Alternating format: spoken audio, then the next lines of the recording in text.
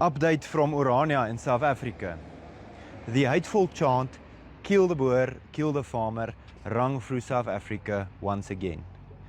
This hateful rhetoric, which was recently played at the White House when President Trump met with President Ramaphosa of South Africa, was sung again by Mr. Julius Malema at a local rally. This time he explicitly stated, "I repeat, kill the Boer, kill the farmer."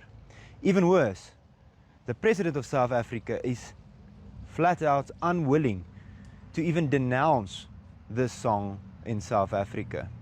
Although that was not his tune when he visited the White House, when in the presence of President Trump, he said he and his party have always denounced "kill the Boer, kill the farmer."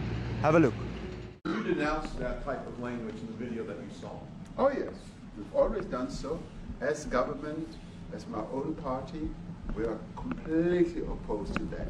But why wouldn't you arrest that man? This week, however, President Ramaphosa changed his tune. He said that the song "Kill the Boer, Kill the Farmer" should not be denounced because it is simply a liberation song.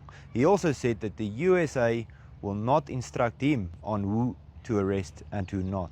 See for yourself.